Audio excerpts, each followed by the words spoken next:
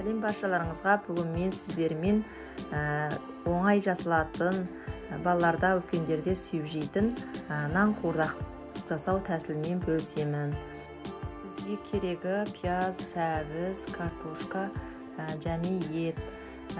Қойдың еті, сиырдың еті, жылқының еті болса да бола береді. Мен бүгін жылқының етін істеттім.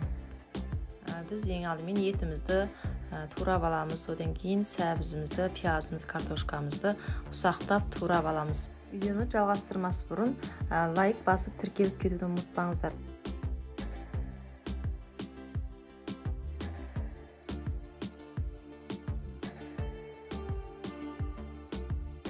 Біз енді суымызға тұзымызды салып, қатты қамыр илеп аламыз.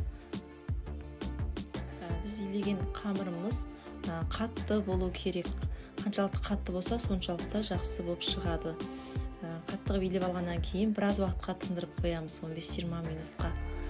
Менде нан машинесі бар, сол нан машинесімен кесіп аламын. Ал сіздерде нан машине болмаса, қолдарыңызбен жайып кесіп алсаңыздар болады.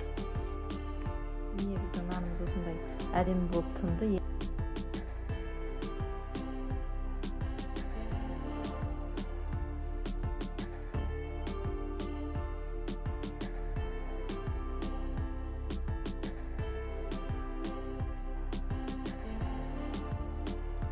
Біздің майымыз қызды, енді етімізді саламыз.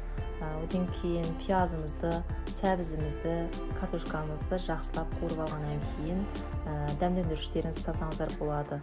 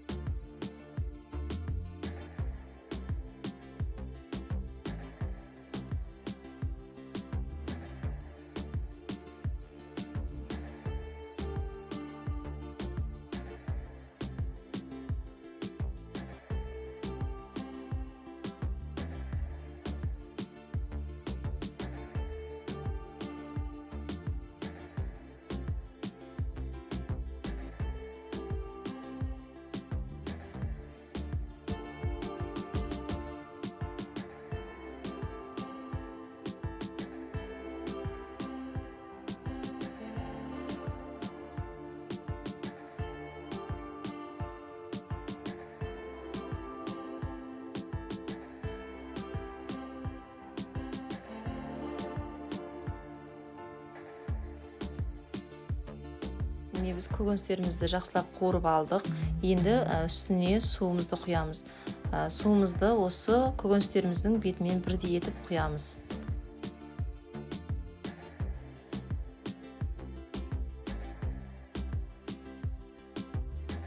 Біз енді жаңағы кесіп алған нанымыздың үстіне су майымыздан азғантай құйып, бір араластырып аламыз.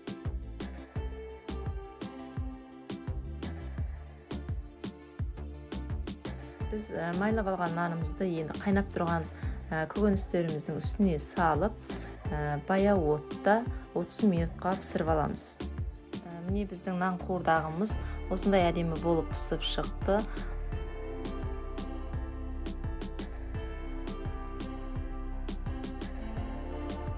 Міне осындай әдемі болып пісіп шықты. Егерде видео ұнап жатса, тіркеліп лайк басып кетуді ұмытпаңыздар.